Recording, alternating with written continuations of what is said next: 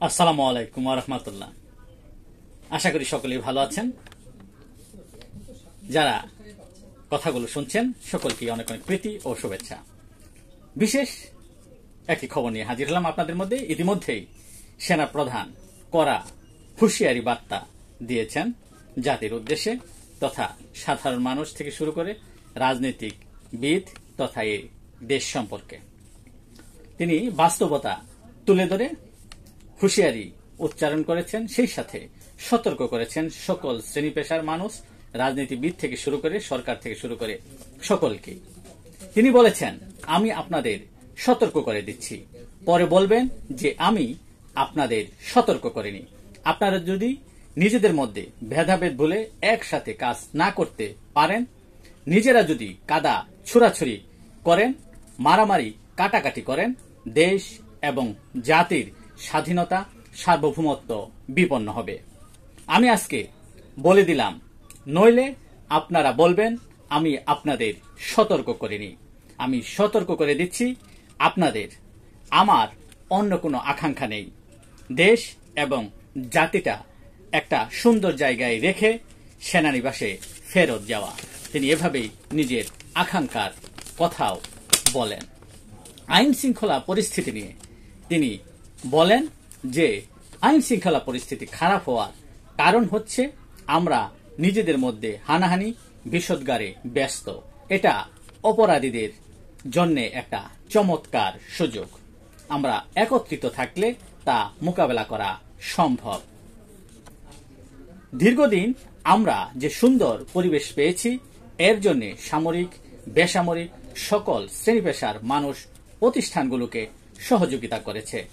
এর মাধ্যমে যারা অপরাধ করেছে তাদের অবশ্যই শাস্তি হবে এবং অবশ্যই শাস্তি হতে হবে যাতে ভবিষ্যতে তেমনটা আর না ঘটে। এটাকে চিরতরে বন্ধ করতে চাই বলেও তিনি জানান।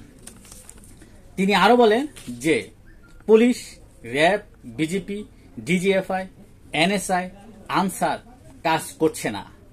কারণ তারা হচ্ছে যে তাদের আপনার বিভিন্ন ধরনের মামলা আছে, হুমকি আছে, ধামকি আছে, অভিযোগ আছে, গুম খুনের অভিযোগ আছে, কেউ কেউ জেলে আছেন।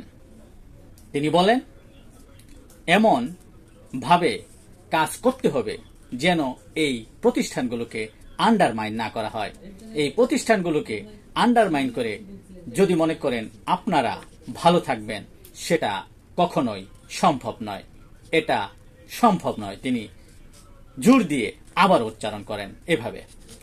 এখানে যে উচ্ছৃঙ্খলা বা উচ্ছৃঙ্খল কাজ হয়েছে সেটা আমাদের নিজস্ব তৈরি। এটা বিপরীতমুখী কাজ করলে দেশে শান্তি শৃঙ্খলা আসবে না। তথা তিনি বলেন যে এর বিপরীতমুখী কাজ করলে শান্তি শৃঙ্খলা আসবে না। শান্তির বিপরীত অবস্থান নিলে কখনোই শান্তি শৃঙ্খলা আসবে না। তিনি আরো বলেন যে এখানে আমাদের 30,000-এর মতো সেনাবাহিনী কাজ করছে। 30,000 একবার ব্যারাকে ফিরে যায়, আবার নামে। এত কম সংখ্যক সেনাবাহিনী দিয়ে সারা দেশের আইন শৃঙ্খলা পরিস্থিতি নিয়ন্ত্রণ সম্ভব নয় যদি না সকলে একযোগে কাজ করে এবং সকলের সহযোগিতা না থাকে। তিনি নির্বাচন নিয়ে বলেন যে আমি এর আগেই বলেছি নির্বাচনের জন্য 18 মাস সময় নেওয়া দরকার। সরকার হয়তো সেদিকটাই বিবেচনা নিয়ে কাজ করছে। সবাই এক হয়ে কাজ করে দেশকে এগিয়ে নিয়ে যেতে হবে বলেও তিনি মন্তব্য করেন। এইভাবেই তিনি পুরো সামগ্রিক ঘটনাকে বিশ্লেষণ করেন এবং যার যার অবস্থান, সাধারণ নাগরিকের কি দায়িত্ব হওয়া উচিত, সরকারের কি দায়িত্ব হওয়া উচিত, এবং এই যে আমাদের যে শান্তি শৃঙ্খলার যে বাহিনীগুলো আছে তাদেরকে নিয়ে কি চিন্তা ভাবনা করা উচিত বা দিক নির্দেশনা করা উচিত, নির্বাচন নিয়ে কি চিন্তা ভাবনা করা উচিত, সামগ্রিক বিষয়েই তিনি এক ধরনের সতর্ক বার্তা দিলেন। আজকের মতো এখানে শেষ করব। আবারও দেখা হবে অন্য কোনো বিষয় নিয়ে। সে পর্যন্ত অবশ্যই আপনারা ভালো থাকবেন, সুস্থ থাকবেন। সর্বশেষে সেনাপ্রধান কিভাবে তার কথাগুলো বা সতর্ক বার্তাগুলো বা হুঁশিয়ারি বার্তাগুলো বললেন সেটি একটু তার মুখ থেকেই শুনব। ওইদিকে আমরা যেতে চাই না। আমি আপনাদের সতর্ক করে দিচ্ছি, পরে বলবেন যে আমি সতর্ক করিনি। আমি আপনাদের সতর্ক করে দিচ্ছি, আপনারা যদি নিজেদের মধ্যে ভেদাভেদ ভুলে একসাথে কাজ না করতে পারেন, নিজেরা যদি কাদা ছোড়াছুড়ি করেন, মারামারি কাটাকাটি করেন, এই দেশ এবং জাতির স্বাধীনতা সার্বভৌমত্ব বিপন্ন হবে। আমি আজকে বলে দিলাম, নাইলে আপনারা বলবেন যে আমি আপনাদের সতর্ক করিনি। আমি সতর্ক করে দিচ্ছি আপনাদের, এই দেশ সুখে শান্তিতে থাকতে চাই। আমরা চাই না হানাহানি, কাটাকাটি, মারামারি।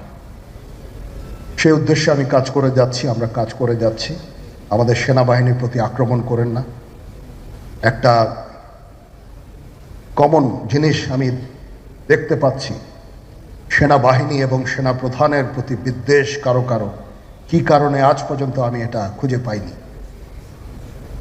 আমরা হচ্ছে একমাত্র ফোর্স যেটা আপনাদের জন্য কাজ করে যাচ্ছি, দাঁড়িয়ে আছি প্ল্যাটফর্মে। Of course navy and air force, navy chief আবার মন খারাপ করে ইয়া করছে, navy air force all, we all আমাদেরকে সাহায্য করেন, আমাদেরকে আক্রমণ করেন না, আমাদেরকে অনুপ্রাণিত করেন, আমাদেরকে উপদেশ দেন। কোনো একটা সমস্যা হয়ে গেলে আমি জেনারেল নুরুদ্দিন স্যারের স্বর্ণপন্ন হই এবং উনি আমাকে উপদেশ দেন। সিনিয়র জেনারেলরা আমাকে উপদেশ দেন, আমি সবার কাছে স্বর্ণপন্ন হই। আমাদের প্রতি আক্রমণ করেন না, উপদেশ দেন। আমরা অবশ্যই ভালো উপদেশ গ্রহণ করব। আমরা একসাথে থাকতে চাই এবং দেশ এবং জাতিকে এগিয়ে নিয়ে যেতে চাই।